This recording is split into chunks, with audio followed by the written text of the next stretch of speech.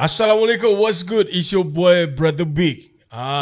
Untuk mungkin yang kata lama tak nampak aku kan, saya kembali mempersembahkan Otak Lelaki, di mana kita ingin menyelami apa ada di dalam otak seseorang lelaki.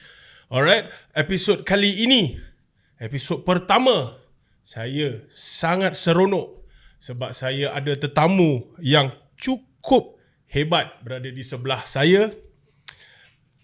Orang kata dia membakar semangat saya pada hari ini. Alright, so for those who are watching next to me, a small short intro sebelum aku lebih mendalami, sila beri tepukan dan kita welcome dari Cinta Gaza Malaysia, Encik Haikal. Assalamualaikum. Waalaikumsalam. Baju yang dia pakai. Baju yang dia pakai. Saya goosebumps sekarang. Alright. Haikal, sihat? Alhamdulillah sihat. Alhamdulillah. Kita nak menyelami. Boleh. Dari segi otak lelaki tu melambangkan pelbagai cabang. Pengalaman, orang kata kejadian dan apa segalanya. So sedikit intro yang lebih mendalam. Haikal dari Cinta Gaza Malaysia. Saya nak baca supaya saya tak nak silap Haikal. Okay. Salah seorang sukarelawan kemanusiaan, a humanitarian yang terlibat dengan Global Sumut Flotilla dan Director of Strategic Relation Global Nusantara. Wow. Cerita sikit latar belakang yang hebat ini, Haikal. InsyaAllah. Persilakan. Okay, baik. Assalamualaikum. Okay, kita ucapkan mungkin pada penonton-penonton Otak Lelaki. Ya. Kan? Okay, kita ucapkan dan jemputlah dengar.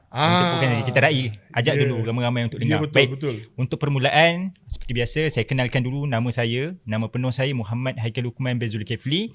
Boleh panggil Haikal Zulkifli, boleh panggil Haikal Luqman, boleh panggil Luqman ataupun Haikal. Sebab bila kita tengok hari tu, bila ada isu melibatkan saya lah, katanya cedera bila sampai ke Turki hari tu, ramai yang kecoh. Ini Haikal mana satu? Haikal Luqman ke Haikal Zulkifli? Tapi orang yang sama. Sebab ada dua Haikal. Sebab ada dua Haikal. Seperti mana yang mereka yang follow isu tu. Betul. Okay, jadi ada dua. Ada seorang lagi Haikal Abdullah namanya. Yang juga sahabat baik saya. Okay. Jadi saya berumur 29 tahun, sudah berkahwin, seorang anak perempuan berumur 3 tahun. Alhamdulillah. Okay, baik. Sebelum saya lompat ke dalam dunia kemanusiaan, saya berada dalam dunia kejuruteraan hampir setahun. Saya seorang jurutera. Jadi selepas ada satu turning point yang sangat besar, yang saya rasa tak pernah lagi cerita ke mana-mana. Rasa nak cerita tapi rasa tak boleh cerita. Jadi bila nak ubah tu, saya masuk ke dalam bidang kemanusiaan pada penghujung tahun 2020. Okay. Dan Alhamdulillah sehingga kini saya terus bekerja dengan NGO dalam bidang kemanusiaan sebagai pegawai strategik Perhubungan Awam Cinta Gaza Malaysia. Okay. Dan sikit lagi mungkin tambahan lah. Mungkin untuk perkenalkan diri saya di luar daripada bidang kemanusiaan. Selain kerja-kerja kemanusiaan ni sebenarnya, saya juga membantu Mahkamah Persekutuan sebagai jurubahasa bahasa Ibrani, bahasa Hebrew. Ya. Wow. This is very interesting. Orang kata facts guys. Okay, Haikal. Introduction yang amat dahsyat. Aku curious nak tahu, dari seorang jurutera kepada pekerja kemanusiaan, engineering humanitarian, apa turning point dia? Because yang mungkin yang mana kita research kan dari My Aqsa Defenders, CGM, kenapa tukar? Because mungkin orang public knowledge cakap jurutera gaji dah best. Betul. So kenapa, Haikal? Kenapa? Okay, ini antara salah satu sebab lah. Tapi bukan the main factor. But sebab ni juga antara yang boleh saya kata besar juga. Antara sebabnya adalah saya bila dalam dunia kejuruteraan, bila kita dah biasa beraktivisme waktu kita belajar, kan, waktu kita sekolah, kita rasa kita hidup sebab kita belajar dengan masyarakat. Kita belajar dengan alam. Kita belajar dengan persekitaran kita. Tapi bila kita dah habis dalam tempoh mahasiswa, sebab kita dah bila masuk bekerja ni, kita ada tak rasa komitmen dan sebagainya. Ya, betul. Dan kita perlu follow the flow. So bila duduk dalam tempoh setahun, hampir setahun saya bekerja dalam dunia kejuruteraan tu, saya rasa lost. Kosong jiwa.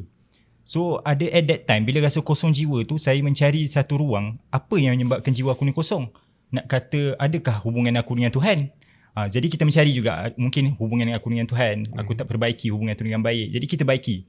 Bila kita baiki hubungan tu dalam tempoh masa adalah lebih kurang 2-3 bulan kita ambil masa. Allah Subhanahu Wa Taala tunjukkan bahawa ada satu jalan Allah, memang kalau Allah kata nak tunjukkan juga kepada kita. Betul. Jadi adalah datang seorang yang saya tak kenal daripada mana, dan dia kata dia bekerja dalam bidang consultant third sector. Maksudnya untuk menjadi penasihat kepada third sector. Saya pun tanya, third sector ni apa? Third sector ni adalah satu sektor baharu, sektor ketiga, di mana kita ada kerajaan punya sektor, private sector. So third sector ni adalah pengimbang kepada kedua-dua sektor, which is NGO, pertubuhan dan juga yayasan. Menarik, saya kata. Ini menarik. Dia kata tapi dekat Malaysia sektor ni masih baru. Kalau Haikal berminat untuk masuk dalam bidang ni, so ini adalah peluang untuk kita explore the new venture, dan kita nak tahu apa lagi yang kita boleh kembangkan kepada NGO-NGO yang ada dekat Malaysia. So saya kata okay, seronok. Walaupun waktu tu ada rasa sebenarnya terus nak bekerja dalam NGO, tapi belum dapat apa-apa tawaran. So kita terus masuk kepada konsultan ni. Dan kita bekerja dalam konsultan ni which is adalah hampir setahun, menyebabkan kita rasa macam okay, aku memang nak bekerja dalam NGO, dan itulah menyebabkan saya memang kekalkan stamina ni untuk terus bekerja dalam dunia kemanusiaan ni. Menarik. Itu salah satu sebab lah. Menarik. So dari dunia jurutera tu, waktu mula-mula mengenali third sector ni, adakah Haikal mengimbangkan kedua-duanya atau terus pergi ke third sector dan tinggalkan jurutera? Pada permulaan bekerja dengan third sector ni, saya tak tinggalkan terus.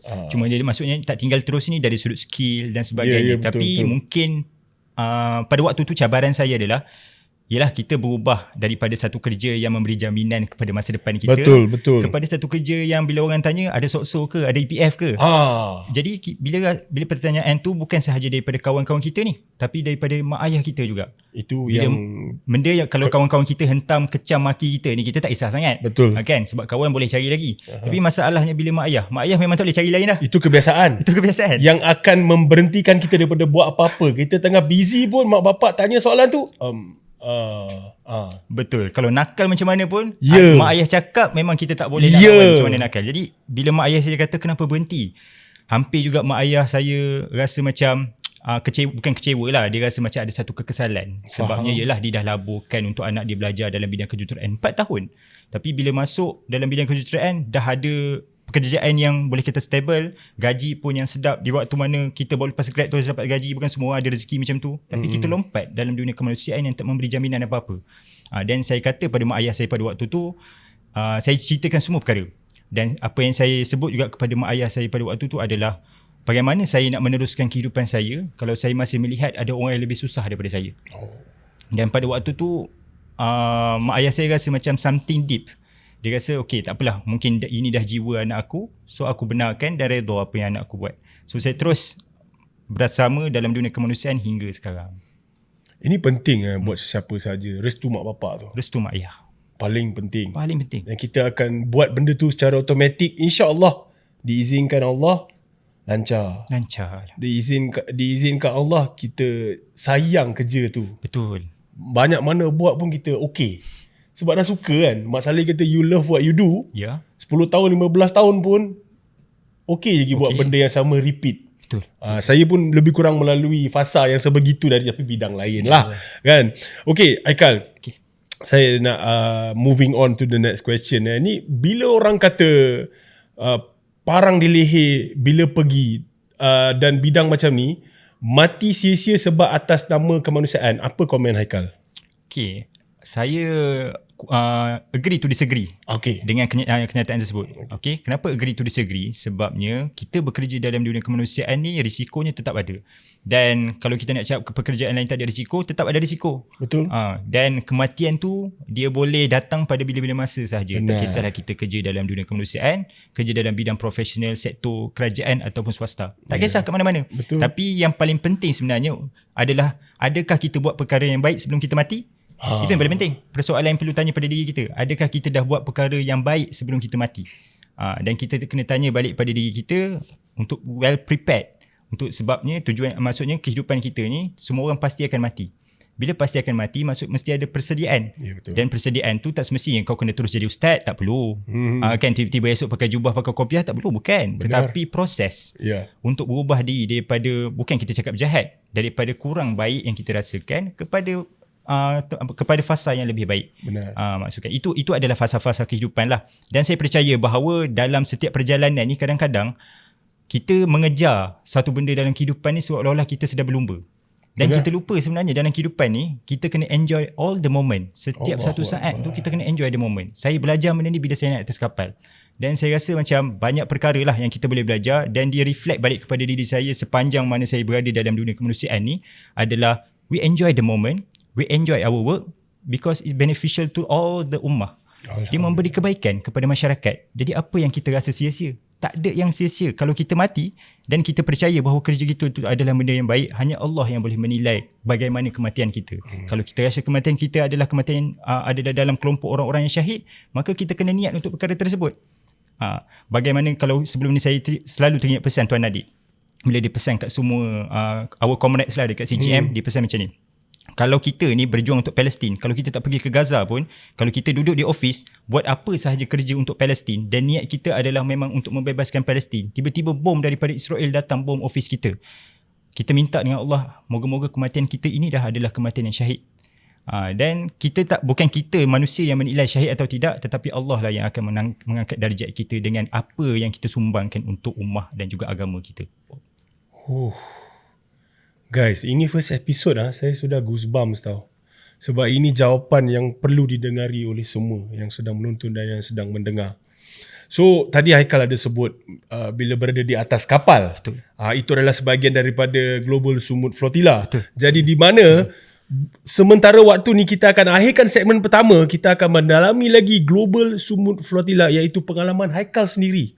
Sewaktu itu berada di atas kapal, guys. Kita kembali dengan segmen yang kedua di Otak Lelaki menyelami apa yang ada di atas ini. Kembali Otak Lelaki segmen yang kedua, masih lagi bersama Haikal apa tadi? Zulkifli. Sangat Zulkifli sebab ada dua Haikal. Aku masih lagi confused. Haikal Zulkifli. Kita nak melonjak ke pengalaman Haikal di Global Sumut Flotilla di mana kita akan memendekkan ke GSF. Okay, GSF first and foremost again, banyak-banyak kali aku nak cakap kita berbesar hati Haikal ada kat sini yang salah seorang humanitarian sukarelawan yang menguruskan 22 buah kapal di bawah CGM dan yang berlayar semua 35 orang dan kemudiannya dipendekkan menjadi 23 orang. Kan 23 Betul. Orang. Okey. Pada saya dan ramai lagi, Haikal dianggap wira dan pejuang yang kita respect. Okay? Cerita sikit macam mana Haikal boleh nekat nak ke sana. Okay, baik. Nekat nak ke sana. Okay, saya mungkin cerita daripada permulaan lah. Ketika mana macam mana kita adakan inisiatif Sumut Nusantara ni. Pada permulaan, sebenarnya kita dah banyak. Sebenarnya untuk misi Flotilla ni, kita dah ada hampir lebih kurang 38 misi. Termasuk yang baru ni iaitu Freedom Flotilla Coalition dan juga TMTG. Itu adalah yang paling baru, 38. Misi yang ke-38. Misi kami yang ke-37. Jadi nak cerita, dalam sepanjang misi Flotilla ni, hanya dua kapal sahaja yang pernah lepas dan dua kapal tu juga dalam tempoh dan dalam tahun yang sama. Maksudnya sampai ke Gaza boleh bagi bantuan. Tetapi selepas daripada tu banyaklah isu-isunya, birokratik defeatnya, banyak isu yang di-intercept, ada juga isu yang berkaitan dengan Mavi Marmara sampai dibunuh, mengorbankan nyawa dan sebagainya. Jadi isu-isu tu berlaku. Dan bila kita nak rancang pada waktu itu, Tuan Nadir, iaitu Ketua Pegawai Eksekutif Cinta Gaza Malaysia, dipanggil ke Turki, berjumpa dengan Tiago Avila daripada Brazil yang kita dengar, Tiago, Yasmin dan juga Greta Thunberg. Jumpa di sana untuk berbincang. Dan Tiago tanya siapa kita nak buat satu gelombang yang besar. Kan untuk next wave untuk pada tahun 2025 itulah, selepas dilancarkan juga sebelum itu ada Madeline dan juga Handala yang kalau pernah dengar dalam misi Flotilla ni. Jadi selepas tu kita nak buat satu kumpulan kapal yang lebih besar. Pada waktu tu mereka nak libatkan negara-negara Eropah, tapi ada juga cadangan untuk melibatkan negara-negara di Asia Tenggara. Jadi anchornya tak ada. Jadi bila anchor waktu tu tak ada, mereka cuba untuk tarik Tuan Nadir sebab Tuan Nadir waktu tu ada pengalaman untuk duduk di Gaza, untuk ceritakan bagaimana situasi dekat Gaza lah. Jadi dijemput dan ketika itulah muncul dengan inisiatif Sumut Nusantara yang melibatkan, dalam Sumut Nusantara ni ada 10 buah negara, termasuklah Indonesia, Filipina, Brunei dan sebagainya. Dan macam mana kita nak uruskan negara-negara ni bukan senang.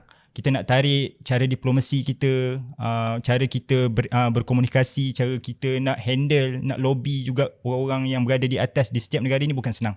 Sehinggalah ketika mana kita berjaya jumpa dengan Perdana Menteri kita, PMX. PMX lah yang telah menjadi penaung rasmi kepada Sumut Nusantara. Dan antara dua buah negara yang mana mereka ni mengatakan bahawa mereka redha dan mereka lepaskan Sumut Flotilla ni sebagai satu misi negara. Malaysia dan juga Colombia. Dua negara sahaja di dunia. Walaupun negara-negara lain cakap kami menyokong dan sebagainya, tapi dia menyokong untuk Palestin. Dia tak cakap secara direct untuk Global Sumut Flotilla. Faham. Dan habis kat situ perancangan kita 4 bulan sebelum kita dah rancang hujung tahun 2024. 4 bulan sebelum kita belayar, kita dah ada perancangan-perancangan yang rapi lah. Dan pada waktu itu, bila 4 bulan sebelum kita belayar, macam-macam pemilihan, macam-macam benda yang kita kena buat. Saya sebenarnya tak expect yang saya akan pergi menaiki kapal. Sebab saya expect saya akan duduk di belakang tabir untuk menguruskan strategic relation lah. Okay. Untuk menguruskan hubungan di belakang tabir supaya lebih mudah untuk andai kata waktu tu Tuan Nadir naik kapal dan sampai ke Gaza, kalau berlaku apa-apa pada Tuan Nadir, so saya sebagai seconder di Malaysia untuk uruskan pelbagai benda lah, untuk land crew. Jadi bila bincang pada waktu tu, berkesempatan juga untuk pergi training ke Tunisia, advance training dan sebagainya, bagaimana situasi kapal. Waktu tu juga Tuan Nadir tanya, Haikal, nak naik kapal tak? Jadi saya kata tanpa saya, maksudnya tanpa orang cakap, tanpa berbasa-basi, saya terus cakap, saya nak tuan. Saya nak naik kapal. Tapi waktu tu tak minta izin lagi dengan isteri, tak beritahu lagi mak ayah. Jadi saya terus cakap sebab saya rasa macam itu adalah satu panggilan. Bila saya balik ke Malaysia, saya tak beritahu lagi isteri dengan mak dengan ayah saya. Tapi 2 minggu sebelum belayar baru saya beritahu. Saya terpilih ni. Tapi terpilih ni maksudnya saya pun melalui beberapa fasa lah. Ada fasa yang temu duga, ada fasa dicek segala background, dia tengok macam mana keupayaan.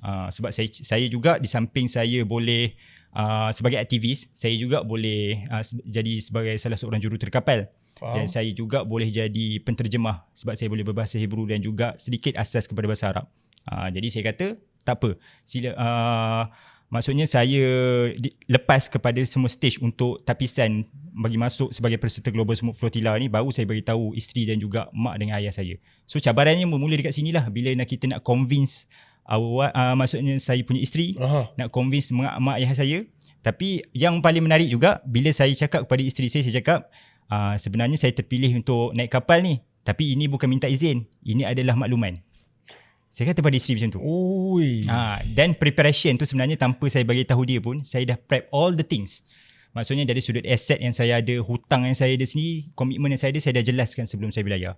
Itu untuk makluman pengetahuan lah. Pendengar-pendengar kita nanti cakap pula kenapa tinggal anak isteri kan. Jadi kita beritahu awal-awal bahawa kita dah prep all the things. Maksudnya komitmen kita, hutang kita, segala apa aset yang kita ada, kita dah tukar pada nama isteri dan juga anak.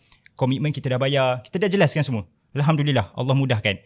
Jadi sampai ke mana bila kita sampai ke satu tahap, bila kita nak belayar pada waktu, sebab saya baru beritahu mak ayah saya. Saya beritahu mak ayah kata okey Haikal, abah redha, belayarlah. Mak pula yang rasa sedih, biasalah mak, anak lelaki ni anak sulung pula. Dia rasa macam, ya Allah kenapa anak aku pergi belayar, apa jadi nanti kalau Haikal mati macam mana, isteri macam mana, anak macam mana, anak kecil lagi. Semua persoalan yang muncul tiba-tiba. Tapi waktu tu kita dah rasa kita dah ada firewall pada diri kita dengan mengatakan, aku dah nekat. Sebab apa aku nekat? Satu adalah apa yang kita buat ini adalah satu benda yang kita takkan dapat lagi peluang ini pada masa-masa akan datang. Itu yang pertama. Yang kedua, ini adalah memang jalan perjuangan yang kita dah pilih daripada awal. Bahawa kita pergi belayar, pertama bukan untuk jadi popular. Kita buat pelayaran ni, kita pergi ni adalah untuk break the silence dan juga break the siege di Gaza. Dan kalau kita faham dalam konteks memahami isu Palestin ni sebagai umat Islam, dia adalah sebahagian daripada isu akidah dan juga kemanusiaan. Ada orang cakap isu akidah dan kemanusiaan ni berbeza. Tak. Akidah dan kemanusiaan ni adalah benda yang sama. Akidah dan kemanusiaan ni benda yang sama. Benda yang berbeza adalah bagaimana kau menggunakan akidah dan kemanusiaan ni untuk membebaskan Palestin. Itu yang paling penting.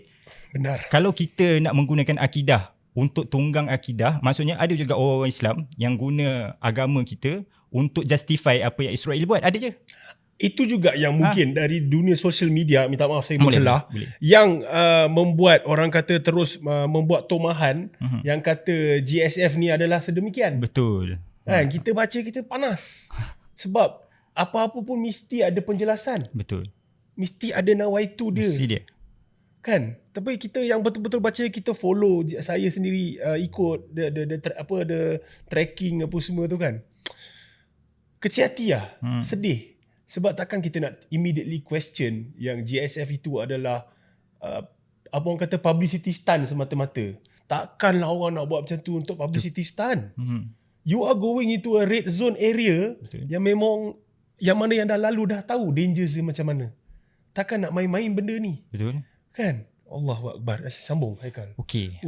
Sehingga macam saya cakap tadi, akidah dan kemanusiaan ni tidak dapat dibezakan. Tapi kepada Muslim memang kedua-duanya saling melengkapi antara kedua. Tak ada bezanya.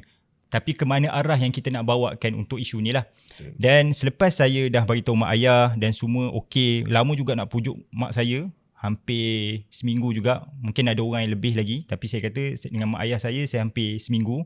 Jadi selepas daripada tu, daripada nekat, dia bertukar kepada satu harapan dan satu tanggungjawab.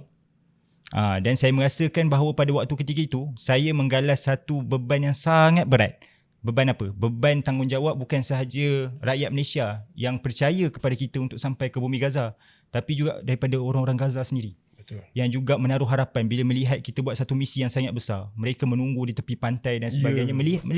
Menjadikan kita, ini kita cerita sikit maksudnya secara kesimpulan, secara keseluruhan misi ni, kita menunjukkan bahawa ia bukan satu misi yang main-main. Dan misi ni memang kita dah dimaklumkan daripada awal lagi dalam latihan kita juga, bahawa misi ni adalah misi mati. Misi untuk mati. Dan sebab itu semua cara fikir orang yang berada dan terpilih di atas kapal ni, mereka dah anggap bahawa mereka takkan pulang balik ke negara masing-masing. Menyebabkan kami juga berfikir begitu, bahawa kami takkan pulang. Itu yang kita selalu ungkapkan kepada family. Sampai family cakap, jangan cakap macam tu, InsyaAllah akan balik, InsyaAllah akan selamat. Tapi sebenarnya dalam fikiran kami, sepanjang di atas kapal mula belayar, sebelum belayar, waktu kami dapat latihan pun, kami anggap ini adalah latihan terakhir kami. Dan mungkin kalau anda kata kita berjumpa lagi dalam latihan seterusnya, kita moga-moga kita minta dengan Allah, Allah himpunkan kita dalam syurga untuk bersama-sama buat juga benda yang lebih baik lagi, insyaAllah. Sampai ke tahap itulah, nekat, nak cakap nekat tu, nekat untuk mati. Dan bila kita sebut nekat ni juga, ada orang cakap kenapa nak pergi sampai nak pergi bunuh diri. Kan dah tahu memang misi ni akan sebagian. Kita bukan nak bunuh diri, tetapi kepercayaan kita ni akan memberikan gelombang yang lebih besar lagi yang kita tak tahu.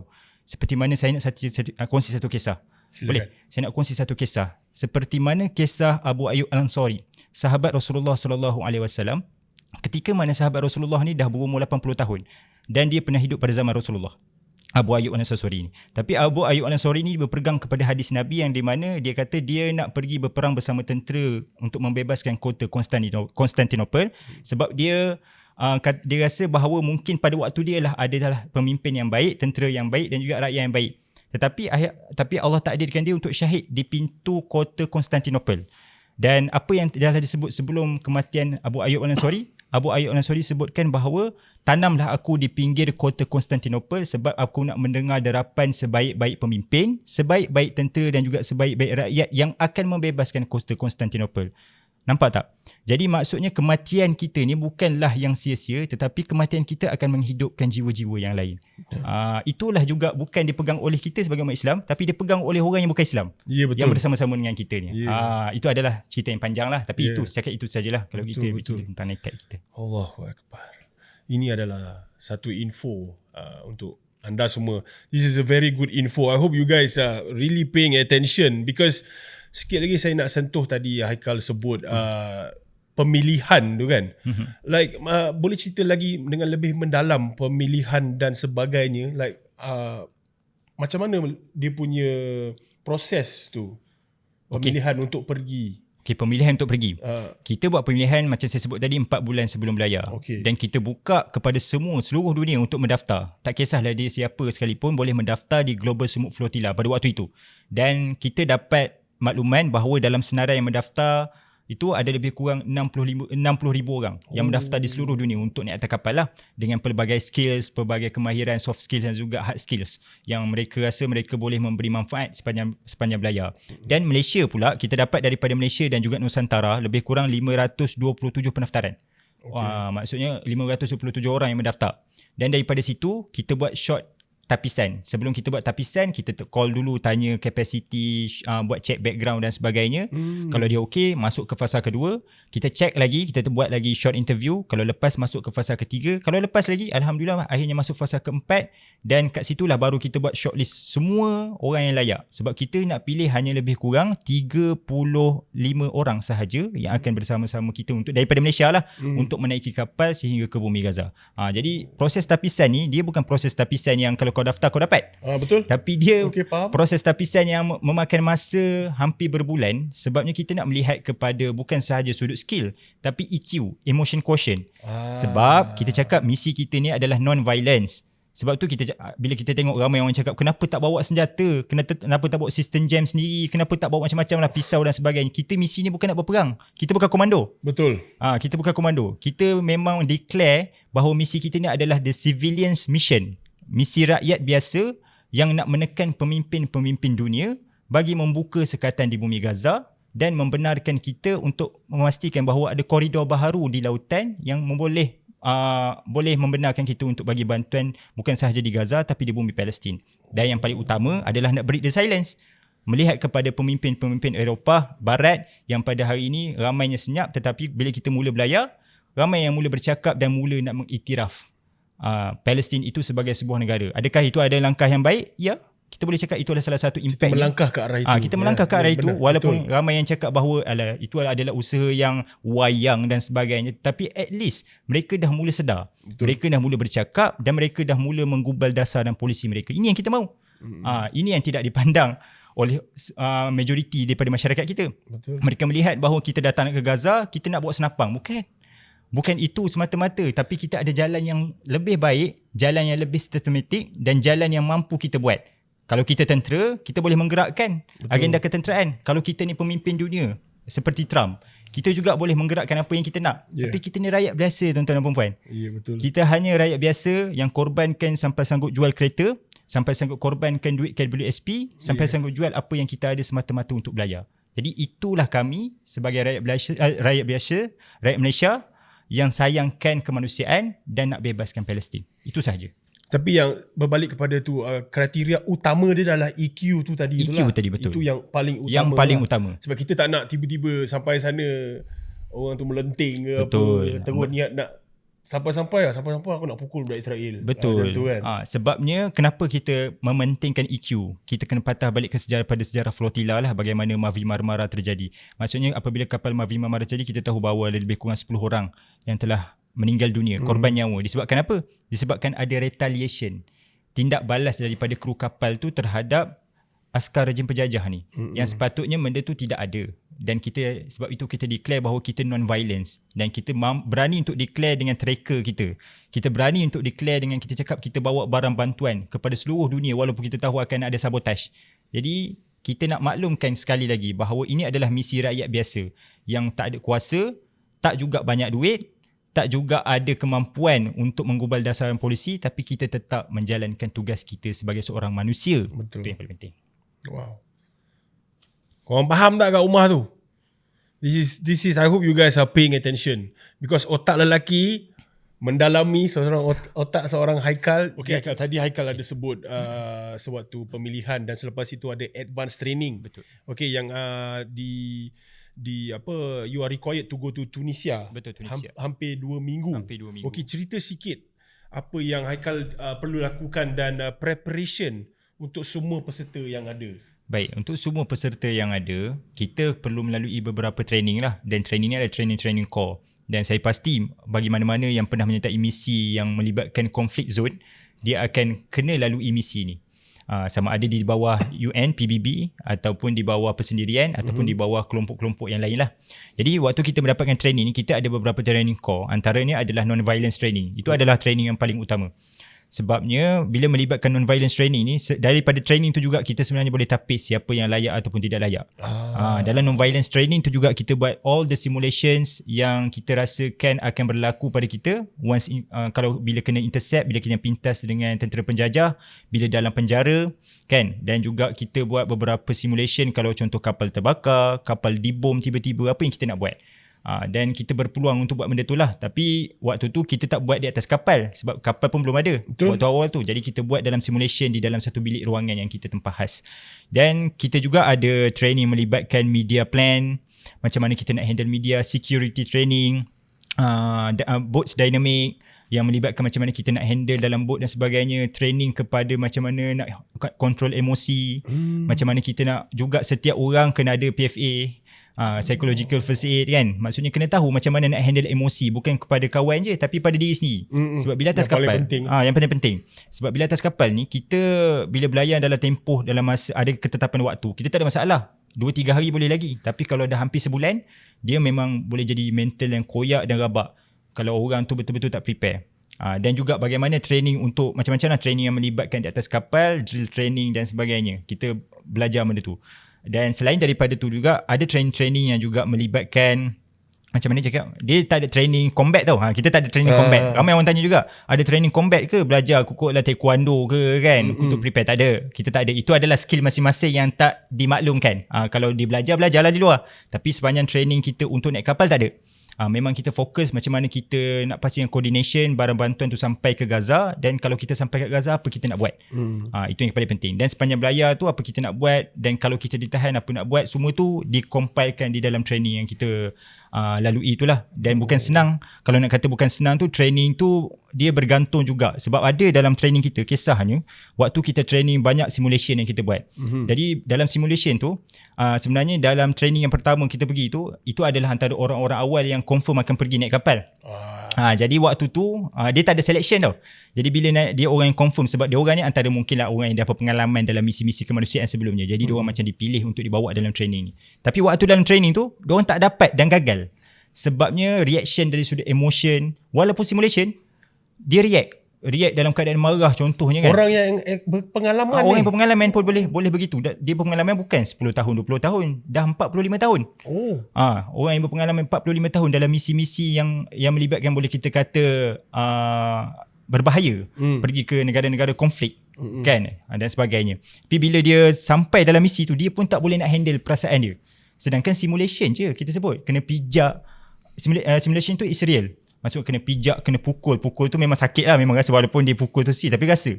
Memang diorang buat that real simulation untuk kita rasa kalau selepas ni kita kena macam ni dengan Israel, macam ni lah rasanya. Tapi dengan Israel lebih dahsyat lah, yang kita akan ceritakan nanti. Tapi maksudnya dalam simulation tu sendiri kita dah rasa dah macam mana kena tarik, macam mana muslimah wanita yang bertudung, kita nak lindungi, andai kata mereka ditarik oleh askar penjajah, dibawa ke tempat-tempat apa yang kita nak respon. Kalau kita ada media yang interview daripada media Israel, apa yang kita nak jawab. Setiap satu tu di planning. Bukannya ada benda yang kita buat tiba-tiba, aku dapat ni tiba-tiba, tak. Semua tu adalah by training and by planning. Tak ada yang coincidence. Sebab boleh dikatakan kalau waktu Haikal sampai sana, diorang pun dah layan Haikal dah macam orang kata berita sensasi lah. Ada media apa semua datang kan. Ada media. Itu treatment dari diorang. Itu treatment daripada diorang lah. Wow. Okay, so speaking of which, Haikal berada di atas kapal yang bernama? Saya ada 5 buah kapal. Awak saja 5 buah kapal? Saya saja 5 buah kapal saya kena pindah. Kalau yang dikatakan kapal Alma yang first kena tahan, Haikal berada di saya atas. di kapal namanya Free Willy. Free Willy. Kapal yang ditahan ada Free Willy. Okay, jadi kapal Alma yang saya sebut tadi adalah kapal yang first kena tahan, betul? Betul. Okay. Cerita sikit proses tu, SOP yang boleh dikongsi, because berdasarkan daripada training yang telah diberikan kepada Haikal. Okay. Sepanjang di atas kapal kita belayar, walaupun kita belayar, kita tetap buat drill. Sebabnya itu ada supaya kita nak biasakan pergerakan kita dan juga kita nak biasakan muscle kita. Okay, faham. Di atas bila kita kena benda yang tak diduga lah. Kan.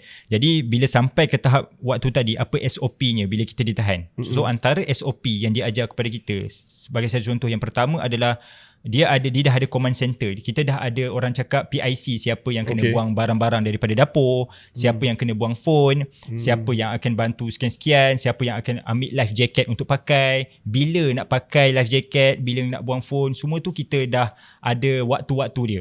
Jadi SOP-nya adalah once bila kita dapat makluman, tak kisahlah apa sahaja, orang jatuh ke ataupun kita dapat makluman, contohnya dengan jarak 10 batu nautika, ada kapal yang tak dikenali hampir pada kita. So kita dah kena ready pakai life jacket. Semua orang. So siapa command center, siapa command chain dia adalah daripada kapten lah. So kapten akan dengar daripada kawan-kawan dia. So kapten akan maklumkan semua pakai life jacket. Bila pakai life jacket, duduk di tempat kita panggil common room. Okay. Dia ada common room lah, tapi bukan bilik pun. Dia just common tempat kita duduk bersama. Okay, faham. So common room ni bila kita duduk, kita kena ready dengan barang-barang yang tajam dan juga phone. Barang yang tajam dan juga phone lah. So daripada sini kita nak ceritakan bila waktu kita nak buang phone. So bila mana kita dah tahu ada kapal yang dekat dalam tempoh, kalau kita akan dapat tahu kapal tu dekat berapa jarak dengan kita, berapa masa dengan kita, sebab kita boleh nampak. So kalau speedboat Israel hampir dengan kita dalam tempoh lebih kurang 10 minit, kita dah kena ready untuk buang. Buang phone. Buang phone dan juga buang peralatan seperti sudu, garfu, pisau yang ada dekat dapur, shaver, ketip kuku pun kena buang, sikat pun kena buang, sebab sikat tu dia anggap bahan yang tajam, sebab ada hujung tu tajam kan, walaupun sikat plastik pun kena buang. Jadi bahan-bahan yang boleh dijadikan senjata pun semua kena buang. Dan bila kita dah buang semua senjata, bila askar Israel dah naik atas kapal, apa yang kita kena buat adalah semua be surrender. Angkat tangan sebagai tanda kita adalah non-violence. Okay. Kita tak buat apa-apalah. So itu adalah benda-benda SOP yang kita kena buat once kita kena intercept. Wow. Uish. Itu baru satu kapal kan? Itu baru satu kapal. Dan kapal-kapal yang lain semua, aku tak boleh nak bayang lah macam mana askar celaka sana macam mana kan. Maafkan bahasa saya kan. Because kalau nak sebut macam tu, ini daripada sumber-sumber yang insyaAllah boleh dipercayai. Dengar cerita lah Haikal. Kalau Haikal tak keberatan, dalam kapal sendiri ada tali barut. Okay. Dan diwar-warkan ada kes sabotage. Haikal mungkin boleh komen sedikit tentang isu itu. Okey, dalam isu sabotage dan juga ada tali barut ni, dalam mana-mana misi pun mesti ada. Dan pastinya misi kita kali ni sebab kita membawa mesej yang besar. Benar. Dan juga harapan yang lebih besar. Jadi pastinya akan ada ejen-ejen ataupun kontraktor. Senang cerita, ejen Jen Mossad ni dia tak pakai tangan dia sendiri untuk buat perkara-perkara kotor ni. Dia akan upah yang dipanggil sebagai kontraktor. Kontraktor ni lah yang akan buat apa sahaja kerja dengan bayaran yang lumayan lah. Jadi nak ceritanya dalam misi kita ni, waktu kita belayar daripada Spain, Barcelona ke Tunisia, kita tak tahu siapa pun tali barut dengan orang cakap pensabotaj ni.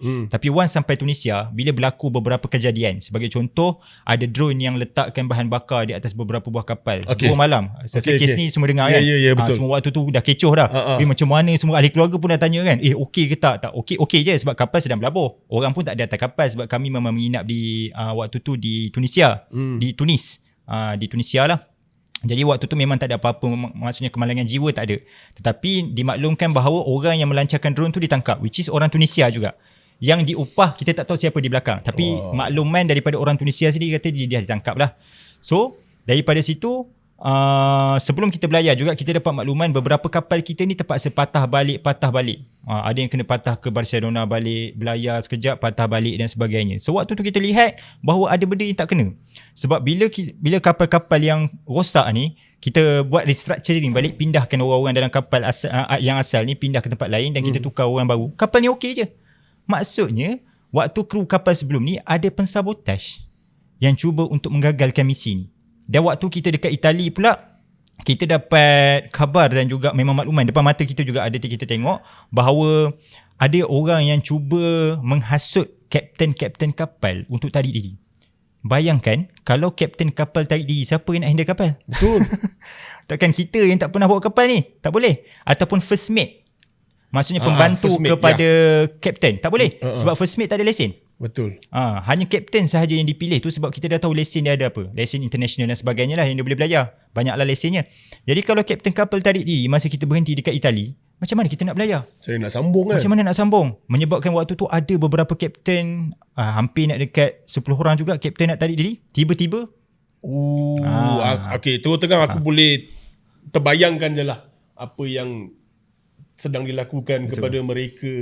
Sebab kalau nak mulakan dengan drone, itu mungkin orang kata warning. Tengok dia orang give up tak? First warning. Betul? Tak give up kan, kita sambung. Tapi memang celaka lah. So kalau disebabkan daripada drone tak dapat, dia hasut pula dengan cara yang lebih halus. Hasut kapten tarik diri. So lebih mudah. Betul tak? Halus, tapi itu mungkin lagi berat kan? Lagi berat. Mungkin melibatkan family. Kita tak tahu, wallahualam. Sebab daripada drone ke kapten, atau mungkin akan kata makin halus, tapi halus tu jahat sejak jahat ni. Betul. And Haikal cakap hampir-hampir tarik diri kan? Betul? Macam mana punya teruk mana kes tu. Hampir-hampir tarik diri. Sebabnya bila kita melihat keadaan tu, yelah takkan kita nak jeopardize our mission ni dengan melihat benda macam ni kan. Sebab kita nampak dah tak ada ahli tuju. Masing-masing waktu tu dah kucak-kacir. Ni cerita internal lah. Maksudnya waktu tu dah macam macam mana keadaan kita ni? Kalau handle 1-2 kapal kita boleh uruskan lagi. Ini dah 45 buah kapal yang berlayar serentak. Bayangkan macam mana kita nak uruskan dengan orang yang macam-macam kepala daripada Eropah, daripada barat ni kan, yang keras kepala, yang terlalu jujur pun kan. Jenis orang timur macam kita orang Malaysia ni, tak apalah, silakan. Kita jenis tenang dan cool. Okay, betul. Kan? Betul. Jadi sebab tu orang geng barat ni yang sepanjang peserta dengan kami ni, dia suka tengok orang Malaysia sebab selalu senyum, selalu memanglah kita memang jenis macam tu. Jenis cool and relax kan. Jadi itu kami rasa itu ada compliment lah kepada Malaysia lah. Dan ketika di Itali, alhamdulillah sebenarnya Allah mudahkan, sebabnya target kita terus untuk ke Gaza. Allah gantikan juga kapten-kapten yang cuba nak tarik diri ni. Ada kapten yang baru sampai daripada Spain. Dan mereka lah yang bantu untuk terus berlayar sehingga ke Kepulauan Greece. Kita berhenti sekejap sebelum Yellow Zone. Berhenti dekat Yellow Zone ni, waktu tu lah kita tahu bahawa memang ada seorang ni, dia dah pindah hampir 5 buah kapal sebelum ni.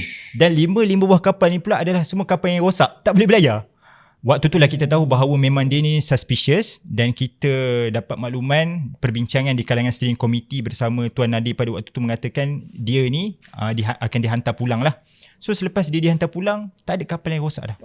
Alhamdulillah. Menunjukkan bahawa memang dia adalah tak tahulah apa, wallahualam lah, tapi memang dikatakan dia adalah antara pensabotaj sebab nampak bukti bergambar dia masuk ke bilik enjin tanpa kebenaran. Sebab bilik enjin kapal tak boleh masuk suka hati, hanya engineer kapal juga kapten je boleh masuk, dan yang lain tu dengan kebenaran lah. Tapi dia boleh masuk, tak tahulah dia buat apa dekat bilik enjin kapal, menyebabkan salah satu juga kapal saya yang saya ada, sebab orang ni dia naik kapal saya waktu ketika mana saya nak hantar dia ke darat, dan esoknya kapal saya tak boleh berlayar. Ini kapal yang keempat saya naik. Nama kapal ni Johnny M. Kapal ni tak boleh berlayar. Tak boleh berlayar tu disebabkan air masuk dalam bilik enjin.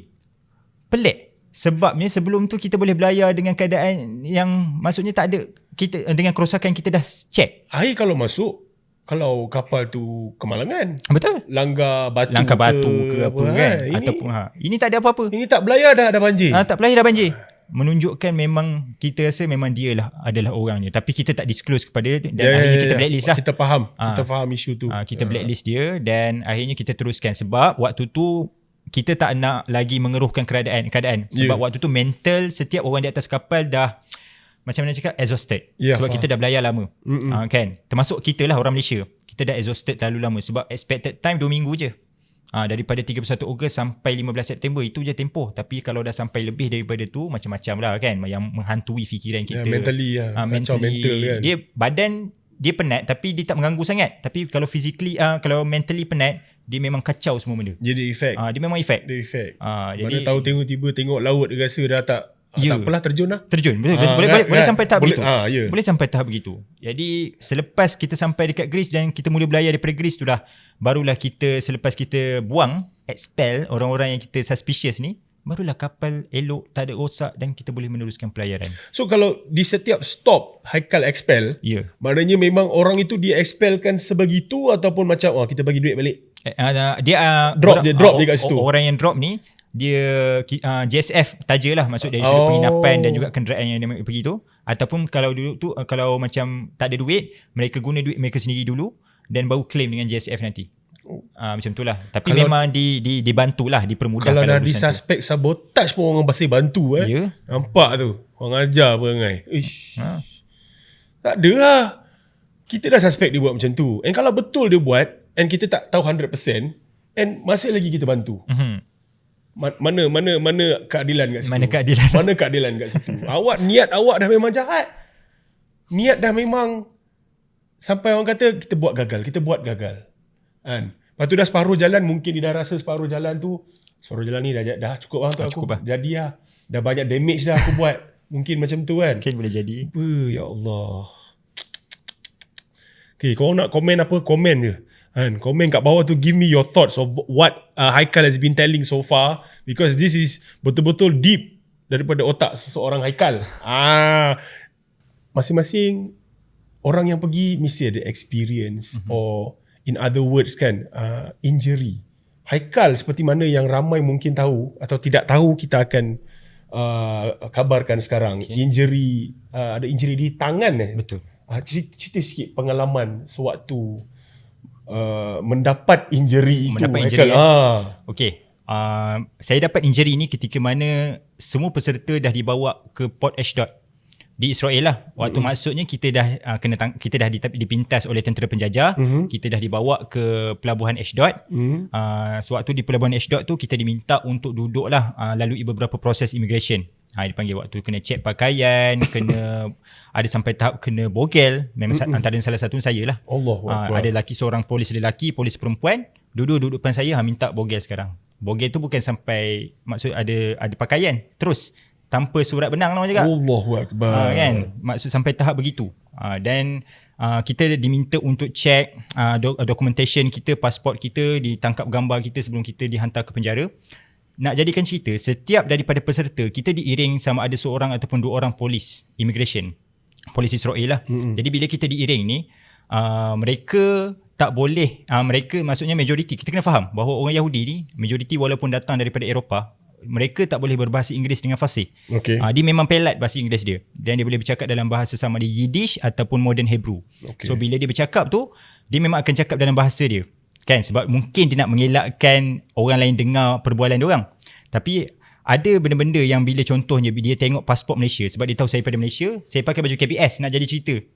Kan, pakai baju lah, ada lambang kita lah, bulan bintang, bahasa Melayu, bahasa kebangsaan kita ada pakai kat depan. So memang daripada jauh pun kalau orang tengok, ini orang Malaysia ni, dah lah kau tak iktiraf negara aku, kau datang pula ke sini kan. Jadi inilah masa aku nak kenakan kau, seolah-olah begitulah. Jadi ini peluang dia. So bila dia bila kita lalui beberapa checkpoint tu, bila dia tengok where you from, dia tanya I'm from Malaysia. Malaysia? Meh. Dia buat macam tu. Dia akan buat muka. Memang muka tu ada subtitle. Kalau dia tak bunyi pun kita tahu dah, kau ni memang not dengan Malaysia. Bagus lah. That's something yang kita rasa patut puji, sebab mungkin jadi lah kita buat selama ni. Jadi suara untuk kita buat kebisingan tu di media sosial tu kita tekan. Yang Israel koyak tu. Israel koyak kan, Israel cuak, semua jadi. Jadi kita rasa macam bagus lah. Saya senyum je bila setiap kali nampak reaction muka macam tu. Dan bila sampai satu tempat, sebelum saya diminta untuk berjumpa dengan, ada satu checkpoint, kita akan berjumpa dengan peguam dan kita akan sign dokumen. Sebelum sampai checkpoint ni, dia berborak lah dengan kawan dia. Nak jadi cerita lah sebelum sampai ke cerita kejderaan ni. Nak jadi ceritanya, dia berborak dengan kawan dia. Bila dia berborak dengan kawan-kawan dia ni, dia berborak dalam bahasa Hebrew. So adalah benda-benda bila dia berborak tu, dia akan pandang kepada saya macam orang bergosip sikit-sikit, macam kawan-kawan budak-budak kecil kan. Saya cakap sikit pernah pandang, tu gelak-gelak lah tu. So saya pun masa tu memang faham sebiji-sebiji apa yang dibuat kan. Jadi ada benda-benda yang saya waktu tu tak dapat nak simpan dah rasa tu, saya terucap. Sebab dia kata Milzia Khalaf. Milzia Khalaf ni maksudnya Malaysia is a dog. So saya katalah Milzia le Khalaf atta Khalaf. Maksudnya Malaysia is not a dog, you are a dog. Saya balas macam tu, setepek je saya balas macam tu. Lepas tu dia senyap. Serta-merta senyap, tak respon apa, terus senyap perbualan dia. Ketiga-tiga polis waktu tu dengan kawan-kawan dia semua pandang saya. Dan ada juga peserta yang dekat dengan saya, dengar apa saya cakap tu pun macam teruja. Dia pun senyum. Dia macam, wish, power juga Muhammad ni boleh cakap bahasa Hebrew. Saya pun saya memang waktu tu memang muka marah. Saya pandang dia straight mata dia. Lepas tu bila dia macam tu, dia ajak kawan-kawan dia berborak tempat lain lah. Borak jauh apa, dia bincang macam konon nak bincang sambil pandang-pandang, tunjuk-tunjuk saya pun kata tak apalah, nak jadi apa, jadi lepas ni jadilah. So saya dah lalui checkpoint sebelum dihantar masuk ke Black Maria untuk dihantar ke penjara. Waktu itu juga sebenarnya ketika mana nak dihantar masuk ke Black Maria penjara ni, saya diikat mata, diikat tangan ke belakang dengan kabel tat yang sangat ketat. Sangat-sangat ketat. Dah ketat sangat, memang sampai to the limit. Kita dah rasa macam tangan kita tak berasa. Dan waktu diikat mata itulah waktu tu dia tolak kepala saya 2-3 kali, dia tepuk dada belakang dengan sangat kuat, tepuk macam memang betul-betul tepuk, dan dia tendang bentes lah kaki kanan, dia macam pangkah macam tu sebelum saya naik ke bas. Itu satu cerita. Lepas tu bila dah naik ke bas ataupun Black Maria Israel ni, dia belakang, dia ada beberapa kompartmen. Belakang sekali tu tempat boleh duduk ramai-ramai. Maksud sebelah kita ni boleh duduk dengan peserta lain lah. Ada pula 4 bilik yang menempatkan dua orang. Biasanya yang tempatkan dua orang ni adalah orang yang dikehendaki ataupun orang yang memang didahmak. Dan salah seorangnya saya lah. Sebab boleh bercakap bahasa Hebrew tu. Dia masukkan saya dalam satu sel di dalam Black Maria tu yang dia minimumkan suhu aircon kepada yang paling sejuk. Bayangkan waktu tu pukul 2 pagi, yang paling sejuk, dengan baju nipis, luar nipis. Dia minta saya duduk. Saya tak duduk. Dia kata, kalau kau tak nak duduk, aku paksa kau duduk. Saya kata, please. Saya kata buatlah. Dia betul-betul bila dia marah, dia rasa annoyed lah kan. Dia rasa annoyed tu, dia paksa saya duduk dengan dia tendang pinggang kanan saya, dia tendang pinggang kanan. Dan juga bila dia minta saya duduk tu, kan tangan kiri dah ada kat belakang, dah diikat dengan seketat-ketatnya. Dia nak ketatkan lagi kabel tie tu sebagai satu bentuk torture fizikal. Dia pijak tangan kiri, dia tarik lagi sekuat hati, menyebabkan memang tangan kita ni daripada sini yang sepatut terjegut, memang terplay on macam ni, seolah-olah memang terpusing tangan kita. Dan kita tak boleh bergerak langsung. Bayangkan dengan tangan kita tak boleh bergerak macam ni, kita kena tahan hampir 4 jam perjalanan kita daripada Port Ashdod ke penjara Ketziot di Beersheba. 4 jam perjalanan. Kita nak kena tahan dengan sejuk, tak tidur, tak makan, tak diberi peluang untuk ketandas, mentally exhausted, physical memang dah betul-betul penat. Apa yang kita boleh buat waktu tu, saya kata aku nak tidur. Memang aku betul-betul nak tidur. Dengan kesakitan yang saya ada waktu tu, saya kata aku harap kalau aku tidur, aku sampai ni, diorang lepaskanlah aku daripada kan ni. Saya dengar juga daripada peserta lain yang ada dekat sel depan saya. Dia duduk sel berasingan jugalah. Dia menjerit, minta air lah apalah. Saya kata saya takkan jual maruah saya. Saya takkan jual maruah saya dengan askar penjajah ni. Kenapa kita nak tunjuk kita sakit, kita lemah? Kita lebih kuat daripada dia. Tak apa, kita tahan. Itulah yang menjadi semangat saya untuk tahan selama 4 jam tu sampai ke penjara. Tapi dia menyebabkan konsen-konsen lebih teruk lah. Maksudnya jari saya sampai sekarang tak berasa. Kalau orang cakap soft tissue injury, sepatutnya dah baik. Tapi sampai sekarang tak berasa. Macam kebas dan macam kena cocok dengan ubat bius. Dan saya sampai satu tahap saya kata mungkin ini Allah nak tunjukkan, nak bagi kesedaran pada aku. Allah bagi pinjam sahaja anggota tubuh badan ni. Bila-bila masa boleh hilang. Jadi bersyukurlah dengan apa yang ada. Itu sahaja. Wow. Sebab tadi pun penceritaan Haikal tu menyentuh juga soalan seterusnya, di mana Haikal ibarat kantoi berbahasa Hebrew. Kantoi lah. Sebab atas dasar patriotism tu lah orang kata kan. Siapa dia tak marah? Betul? Tanah tumpahnya darahku. Tanah tumpah darahku. Dipanggil anjing. Kau yang anjing. Okay, so macam mana boleh terfikir nak belajar bahasa Hebrew? Sebab this is very interesting. Sebab at the same time, Haikal cerita tadi, askar-askar tu terkejut. Yang peserta-peserta happy, seronok, happy, walaupun tengah seksa ni. Betul. Dia macam, puas hati kau kena. So apa yang mendorong Haikal untuk mempelajari bahasa Hebrew ni, yang memang pada saya kepuasan yang saya dapat bila Haikal cerita dia orang terkejut tu, kalau boleh nak besar lipat ganda kali kan. Biar dia orang itu baru sikit tu. Lepas tu dia tak puas hati, dikenakanlah physical abuse. Main physical macam tu pula. Allahu Akbar. Jadi berbalik kepada mendorong Haikal nak mempelajari bahasa Hebrew. Baik, apa yang mendorong saya untuk belajar bahasa Hebrew ni, pertamanya adalah ketika mana berlaku perang di Gaza pada 7 Oktober 2023, saya ambil inisiatif untuk terjemah beberapa berita dalam bahasa Hebrew ke bahasa Melayu. Tapi waktu tu bila kita nak terjemah, of course kita kena tahu bahasa. Dan bila kita belajar bahasa Hebrew ni, kita tahu psyche. Maksud psyche ni, kita tahu macam mana situasi dan orang Israel berfikir. So waktu tu lah kita boleh baca apa perancangan dia seterusnya. Sebab kalau kita tengok pejuang-pejuang mukawamah lah, pejuang-pejuang di bumi Gaza, mereka belajar bahasa ni sebab nak buat intipan dan nak biasakan diri mereka untuk faham macam mana nature Israel tu sebenarnya. Jadi saya ambil tu bukanlah saya nak jadi spy, tidak. Saya ambil belajar tu sebab atas tujuan penyelidikan semata-mata. Dan sebab kalau nak berborak dekat Malaysia pun apa, dengan siapa je saya boleh berborak. Betul, kan. faham. Sebab bahasa tu memang dituturkan sahaja oleh orang Yahudi dekat Israel dan juga orang Yahudi dekat Eropah lah. Dan waktu tu juga bila saya belajar, saya ambil masa lebih kurang sebulan.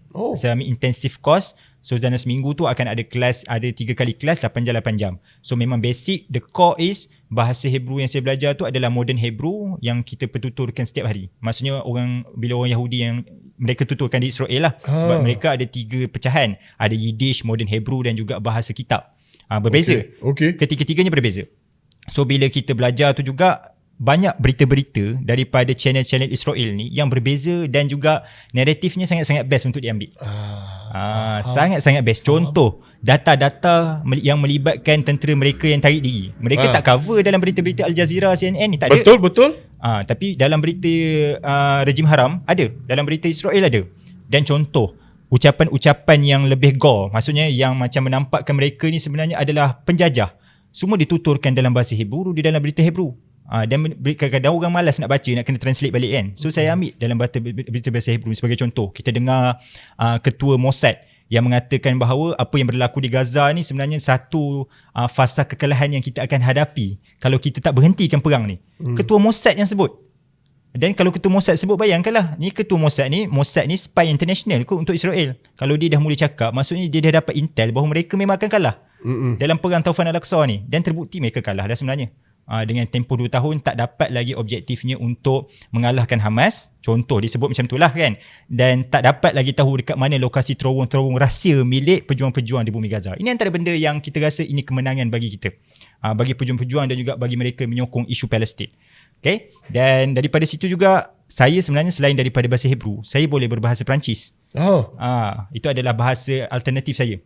So bila ada juga berita-berita yang melibatkan bahasa Perancis yang juga dipertuturkan dalam bahasa Hebrew. So saya tengok juga selang-seli dengan berita ni untuk kita, bukan kaji lah, untuk kita tengok sentimen, untuk kita baca macam mana psyche dia, untuk kita tengok apa yang akan berlaku ke hadapan dalam perang-perang yang pada waktu tu berlaku. Itu saja. Wow.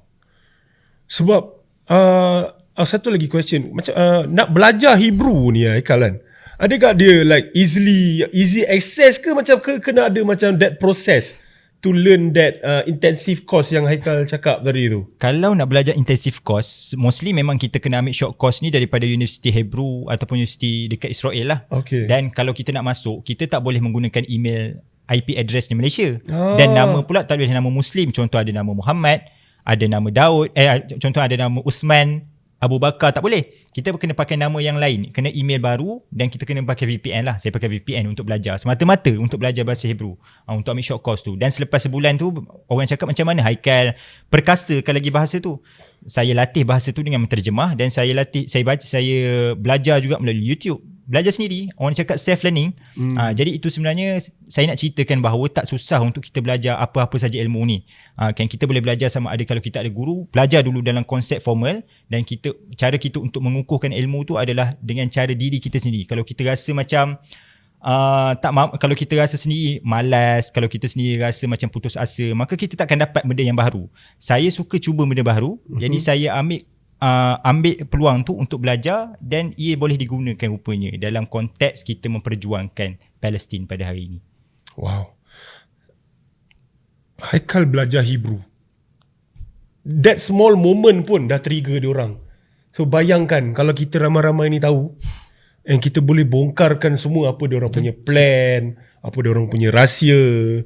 So mungkin ketika itulah, ni pendapat saya lah, diorang betul-betul triggered lah. Walaupun Haikal seorang, dia mungkin dah terfikir, aku dah bawa kau pergi banyak section ni. Dari section mana kau dah faham bahasa aku? Betul. Kan? Kau dia dah, mungkin yang ada dah terlepas cakap, tapi Haikal diam je kan. Bayangkan kalau lagi ramai tahu ni. Betul. Sebabnya saya sampai tahu, sebelum saya berkantor itu, saya sampai tahu penjara mana yang mereka akan hantar kami. Tapi waktu tu saya tak respon. Tapi dia ada sebut nama penjara tu. Saya kata, okey, ini penjara yang jauh ni daripada Ashdod ni. Saya dah fikir dah. Tapi saya tak cakap. Tapi saya dah mula dalam fikir as mentally saya dah prepare. Okey, aku mungkin akan duduk dalam tempoh 4 jam, 3 jam dalam bas daripada sini. Mungkin sampai ke tempat tu, mungkin aku penat dan sebagainya. So kita sendiri dah prepare as ourselves.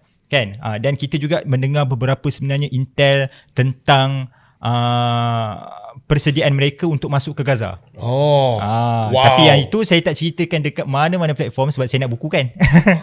Saya nak bukukan. Itu rekod saya, perbualan saya, sebab saya ada dapat peluang 2 kali. Bukan ditemu bual lah, di soal siasat satu, dan saya dapat peluang untuk berborak sendiri dengan askar Israel, askar Israel yang memang pernah masuk ke Gaza. Dan dia ada masa tu dekat immigration. Maksud kita dapat dengar macam mana situasi di Gaza. Dia sendiri mengaku bahawa ni antara benda lah secara ringkasnya, dia mengaku bahawa dia telah kalah, dan dia mengaku hampir lebih kurang 47% kawan-kawan dia yang bersama dengan dia masuk ke Gaza sejak 2023 ramai masuk buat sakit mental. Dan benda tu dibuktikan dalam berita The Times of Israel yang keluar pada hari semalam. Menunjukkan ada data statistik meningkat daripada 45% ke 47% tentera yang masuk ke Gaza keluar kena dapatkan rawatan psikiatri. Jadi benda tu betul rupanya. Tapi saya dapat berita tu sebelum berita The Times of Israel keluar lah. Wow. So benda yang menarik sebenarnya. Tapi ada juga soal siasat, ada juga tawaran-tawaran yang mana ditawarkan perempuan Yahudi untuk saya kahwin dan menetap di Israel. Sebagai salah satu gantinya adalah saya kena bantu Israel bukan jadi spy lah, jadi mata-mata di Malaysia menyampaikan segala maklumat risikan di Malaysia untuk mereka. Hanya sebab Haikal boleh berbahasa Hebrew. Berbahasa Hebrew. Dan mereka akan taja atas nama saya, maksudnya mereka akan taja saya untuk duduk di mana-mana sahaja, termasuk tawarkan seorang wanita untuk jadi isteri, duduk di Israel juga boleh, duduk di US juga boleh, dan diorang akan bagi gaji setiap bulan lebih tinggi daripada gaji kita lah, of course. Kan? Of course, memang dengan tawaran tu, kalau kita rasa sebenarnya ada tawaran yang lebih orang cakap lebih jahat lah kan. Yang sebenarnya tawaran yang orang cakap lebih meliurkan kita sebenarnya. Tapi konsep kita pada waktu tu adalah mungkin kita boleh terima. Kalau kita rasa kita nak terima, kita terima je. Apa yang rugi pada kita kan? Sebab kita takkan balik Malaysia dah. Tapi still kita akan boleh intact dengan Malaysia melalui risikan kita. Tapi pada waktu tu kita rasa macam, bukan kita rasa macam, sebab perjuangan kita tu dah memang untuk Palestin. Hati kita tu dah terpaut dengan apa yang kita perjuangkan selama ni. Dan takkanlah dengan hanya cebisan yang dia orang tawarkan ni, mungkin tak sampai 5% atau 10% pun kita dah nak gadai maruah kita dan juga agama kita kan. Tak sepatutnya. Jadi macam itulah ramai orang cakap macam mission impossible. Soal siasat tu memang begitu berlakunya. Sehingga kan ada benda-benda intel yang juga rahsia yang saya tak ceritakan dalam juga mana-mana tempat lain yang saya juga akan bukukan. Borak saya dalam bahasa Hebrew tu memang benda-benda yang sangat mengejutkan saya lah, dan saya akan ceritakan InsyaAllah bila buku tu keluar, Haikal kita otak lelaki kena keep up to date nanti kita bawa buku tu depan kamera ke apa. Betul. Saya pula menceritakan dekat orang InsyaAllah. So menyebutkan tentang Mission Impossible, Haikal tadi sebelum kita shooting pun kita ada borak-borak sikit di mana ini agak sensitif, tapi pada saya kenapa manusia itu terus jump to conclusion, terus mewar-warkan orang kata topik-topik cerita-cerita yang tak sepatutnya, di mana kita sebagai manusia diberikan otak untuk berfikir panjang dan berfikir secara waras. Okay? Ada yang macam dah tahu tu kawasan perang, kenapa pergi juga? Kan dah menyusahkan orang. Benda-benda macam ni lah. Sebab saya sendiri yang baca sewaktu mengikut GSF punya tracker tu pun, and dekat social media kita scroll kan, ada yang tracker, ada yang live update, tapi in between tu kecewa lah. Kalau orang lain, kalau ada yang tak kecewa, I got nothing to say to you lah. Kita kecewa lah yang terus judge, terus point finger. If Haikal can please give your comment sikit, explain sikit benda ni untuk orang yang seolah-olah meragu-ragukan perjuangan ini, seolah-olah meremehkan perjuangan ini. Sebab pada saya tak ada apa yang diragukan, benda tak remeh pun. So minta Haikal komen sikit, bagi penjelasan yang walaupun sepanjang tadi tu kan Haikal dah explain, tapi kita perlukan lebih mendalam. Ni pendapat saya dari kami, dari Otak Lelaki. Silakan Haikal. Okey, baik. Soalan tadi sebenarnya soalan yang sangat baik, dan sepatutnya hari ni bila kita bercakap tentang isu Palestin ni, dia memang terpecah kepada beberapa sektor. Maksudnya beberapa bahagian. Ada orang yang menyokong, ada orang yang tidak menyokong, dan ada orang yang berada di tengah-tengah. Which is dalam dunia kemanusiaan, orang yang berada di tengah-tengah ni adalah orang yang menyokong kepada kezaliman. Simple. Siapa yang berlaku neutral dalam soal kemanusiaan pada hari ini, dia adalah orang yang berpihak kepada kezaliman. Okey, jap agak. Adakah ini secara sedar tak sedar ataupun sememangnya ke arah itu? Sememang ke arah itu. Dia memang ke arah itu. Maksudnya orang yang bercakap macam, tak apa aku neutral, aku tak belah side mana-mana. This is political issue. It's not political issue. Sebab itu kita cakap, dalam memahami konteks kita buat perjuangan Global Smooth Flotilla ni, semua orang yang ada di atas kapal pada hari ini, mereka memahami kenapa mereka berjuang untuk Palestin. Sama ada dari sudut agama ataupun sudut kemanusiaan. Dari sudut agama, sebagai Muslim, saya rasa we well known kenapa kita berjuang untuk Palestin. Kita dah faham, sebab itu isu Palestin dekat dengan kita. Tetapi bagi orang yang bukan Islam pada hari ini, sedar tidak sedar bahawa sebahagian daripada orang Kristian yang berada di tepi barat juga dijajah. Dan ada juga orang Kristian yang berada di Gaza, walaupun minoriti, mereka juga telah dijajah, dan gereja-gereja juga mereka telah dihancurkan. Ini yang kita sebut bahawa dunia hari ini tidak memandang kepada hanya sempadan agama. Ya, kita boleh berpegang kepada agama, terpulang kepada hak masing-masing, tetapi dalam konteks yang lebih besar untuk kita bawa pada hari ini tentang isu kemanusiaan. Kita pelik kenapa orang-orang barat pada hari ini, mereka bukan agama Islam. Atas kapal saya ada orang yang liberal, ada LGBTIQ, ada juga orang yang sosialis, dan juga mereka ni bukan beragama Islam. Tetapi bagaimana mereka boleh berada di atas kapal semata-mata dan mengenepikan segala perbezaan semata-mata untuk ke Gaza?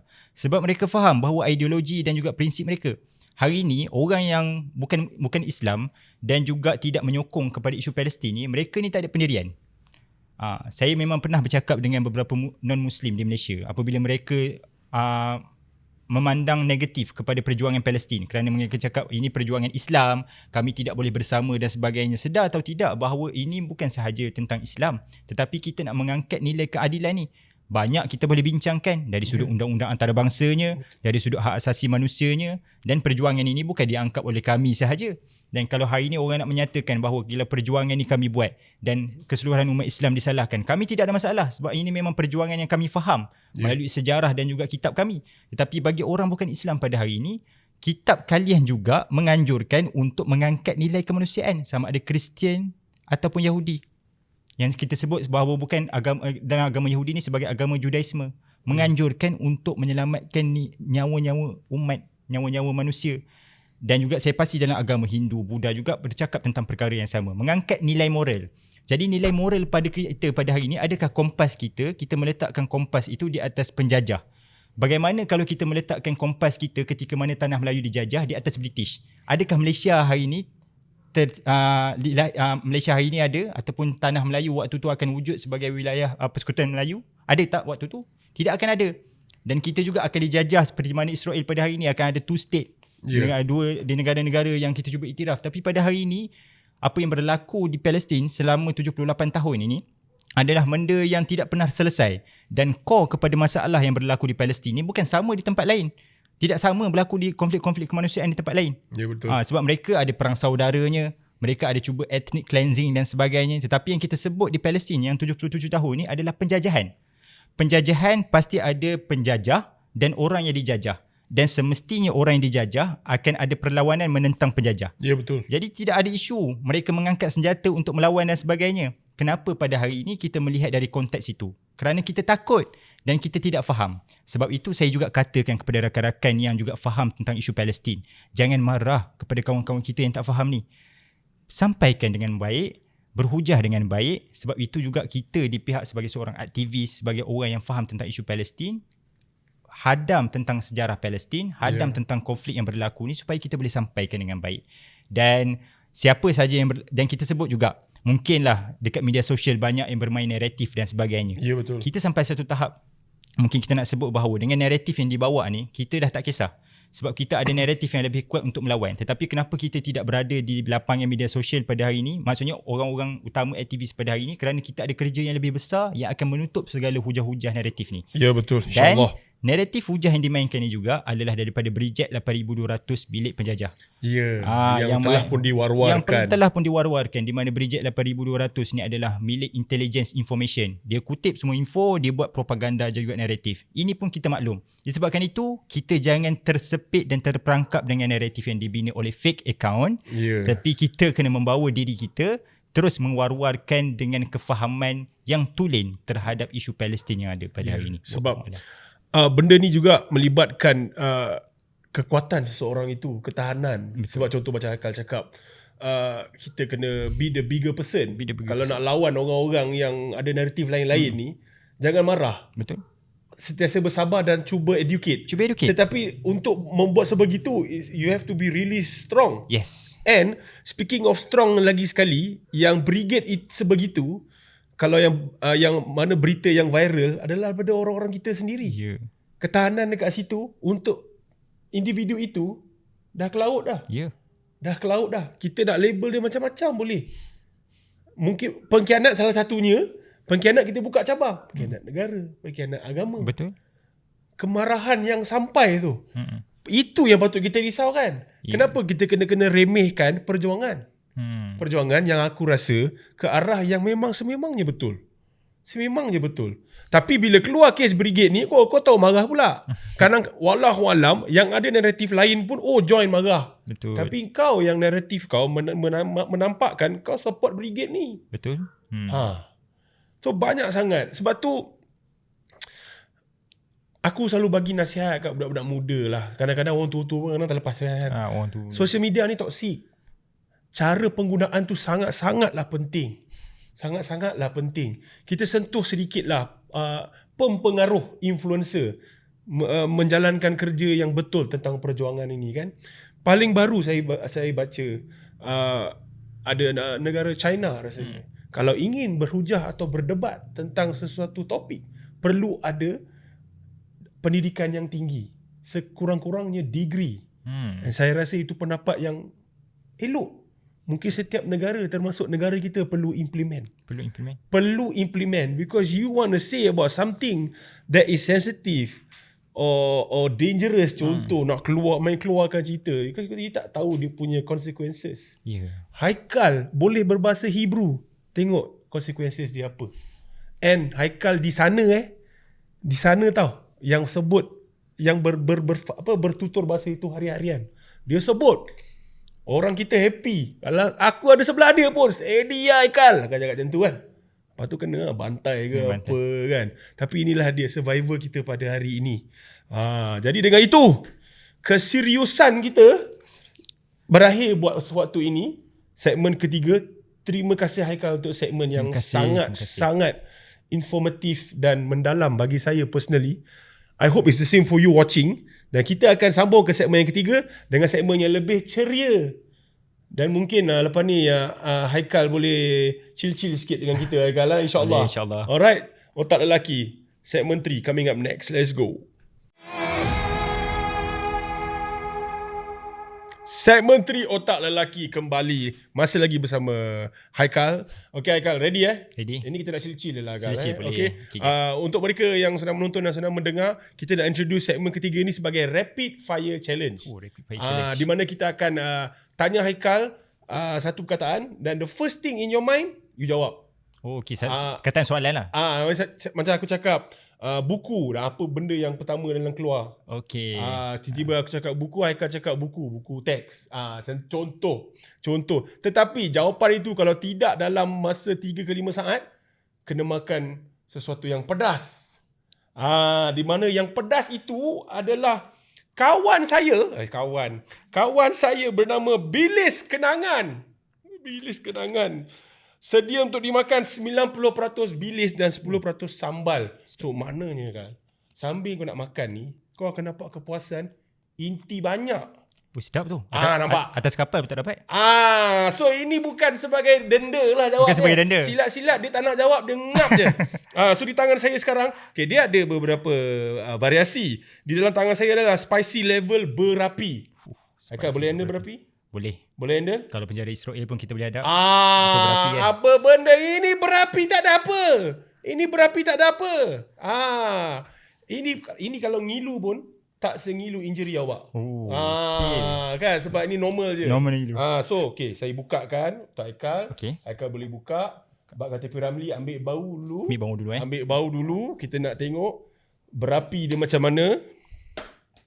Okay, biasa. Bau dia pun memuah. Bau dia muah-muah. Nak minta nasi ke? Nak minta nasi ke? Tak apa. Off record. Off record kita nasi sekejap lagi ramai-ramai. Okay, akan ready Macam mana? Pegang. Boleh pegang. Maknanya kalau nanti kalau tak dapat jawab dalam masa yang tertentu, akan kena suap lah. Okay. Okay. So, the first word is makan. Nasi. Okay. Seterusnya, kopi. Ais. Alamak. Kereta. Mahal. Alamak.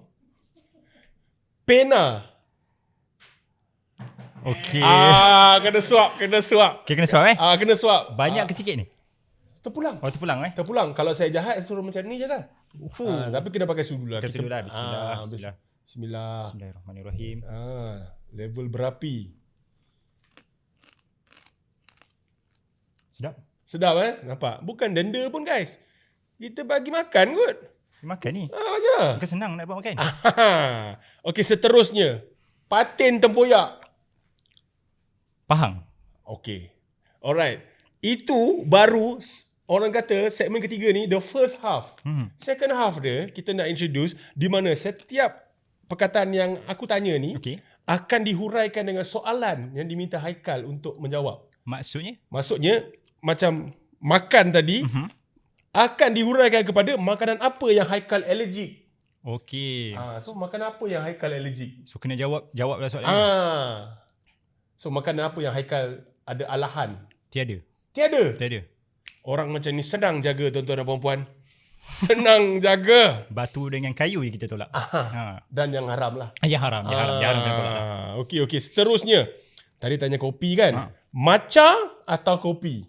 Kopi. Kita extend lagi. Kopi jenis? Latte. Okey. Sugar or no sugar? No sugar. Ini orang boleh bawa ikut diet. Okey. Tadi kita yang ketiga adalah kereta kan? Kereta pertama Haikal. Myvi. The king. King of road. King of road Myvi yang early 2000 punya. 2021. 2021. So new Myvi. Itu new Myvi. Itu kereta pertama. Kereta pertama new Myvi Tapi tak apa. Still the king. Seterusnya tadi yang di mana membuatkan Haikal makan sambal, pena. Dengar cerita Haikal ni seorang penulis bebas, betul ke? Betul. Boleh lebih huraikan penulisan itu sebab tadi ada sebut nak ke arah mengeluarkan sebuah buku kan? Betul. Saya dah ada tulis satu buku, tajuknya Baitul Maqdis, Jalan Menuju Pembebasan, dan seterusnya buku berkaitan dengan bagaimana nanti peserta nak rujuk kalau nak naik flotila dan pengalaman sedikit tentang flotila. Buku yang akan kita nanti-nantikan insya-Allah. Sebab saya dengan cameraman saya Akid, kita nak berjuang. Nama itu kena ada. Tapi at the same time, kita tak tahu proses kita bagi tahu dulu atau bagi tahu bila dah dapat dekat orang rumah. Betul. Dilema. Kita dilema. Tak apa, itu insya-Allah. InsyaAllah. Kita mudahkan. Seterusnya. Okey, Patin Tempoyak minta komen. Orang Pahang je boleh komen ni. Okey. Apa orang kata Patin Tempoyak, your own interpretation of Patin Tempoyak. Patin Tempoyak spicy, but at the same time sweet. Sweet and spicy. Sebab tu orang Pahang ni semua manis. Alamak. Itu guys, very bold declaration guys. Bro. Sweet and spicy. Sweet and spicy. Equivalent orang Pahang. Orang Pahang. Kita manis tapi pedas. Tapi manis tu dah memang ketara lah. Manis memang pedas ketara. Tu dia unexpected lah. Betul. Tak tahu dari segi apa. Pedas tu dari sudut pemikiran. Allah. Critical thinking. Dia bukan dari sudut perkataan. Kalau perkataan pedas lain, tapi lagi elok macam tu. Betul. Lagi elok macam tu. Sebab kalau main lepas sekarang, orang tak nak kawan. Orang tak nak kawan. Orang tak nak kawan, orang benci. Bila pemikiran, kita nak sentiasa korek. Sentiasa korek, panas kan. Apa ada dalam kepala Haikal ni? Betul. Haikal bagi idea banyak tapi pedas. Ya. Itu terpulang kepada penerimaan orang. Terpulang. Setakat ni penerimaan orang terhadap pemikiran pedas Haikal okey kan? So-so. 50-50. 50-50 maknanya guys, kita ada lagi perjuangan dengan Haikal. Mungkin saya perlu berdiri di belakang buat macam ni. Orang takut dan terus dengar kata-kata Haikal. Boleh jadi. Tetapi kita secara duka citanya telah pun berada di hujung segmen dan hujung rancangan. Saya ingin orang kata mengetengahkan di sini. Terima kasih sekali lagi Haikal kerana ada di otak lelaki. Sebab the insights, the info yang Haikal dah cerita adalah sangat-sangat diperlukan pada saya. Because ia perlu diluahkan dan orang luar ataupun netizen kita perlu tahu proses, training, perjalanan, kita punya vision tu apa. Bukan main-main. Okay? Kata yang terang, paling senang untuk anda semua, ini bukan main-main. Ini betul-betul kejadian. Betul-betul kejadian. Okay? So, kata-kata terakhir daripada Haikal, what's next after GSF yang Haikal sendiri dah lalui, and you are still in the fight, of course. What's next from your opinion, pendapat Haikal, dan for the future peserta-peserta GSF insyaAllah? Baik, sedikitlah secara ringkasnya. Untuk kehadapan, kita akan merancang lebih banyak lagi pergerakan kita, perlawanan global kita bagi memastikan bahawa pembebasan Palestin itu benar-benar terjadi. Walaupun dengan apa cara sekalipun, dengan media, dengan tangan dan kaki kita, dengan kajian kita, dengan media sosial kita dan sebagainya. Kita akan terus buat dan kita tetap sumut. Sebab sumut ni adalah semangat orang Palestin. Kita tanam kaki kita dan kita tak bergerak ke mana-mana. Itu adalah semangat sumut. Jadi hari ini kalau kita nak berjuang untuk Palestin, teruskan kesumudan kita, teruskan resilience dan juga steadfast kita untuk memastikan bahawa nilai kemanusiaan ni boleh diangkat. Dan saya ada satu mesej yang mungkin ada ejen Mossad dengar juga kita punya otak lelaki ni. Satu mesej yang saya nak sampaikan bahawa dalam bahasa Hebrew lah. Okay, ana khanu la trulistim abel ana khanu lehim lemoan Palestin. Viva Palestine. Maksudnya adalah we are not terrorists, we are fighter for Palestine. Free Palestine, insyaAllah. InsyaAllah. And guys, tadi tu lagu Goosebump saya yang ke-1,000,000. Untuk mereka sekali lagi, kalau ingin menyertai, ambil iktibar daripada apa yang telah Haikal sampaikan tadi, kriteria, apa yang perlu dilakukan. Take it into consideration, and if you have what it takes, boleh sign up. Boleh sign up.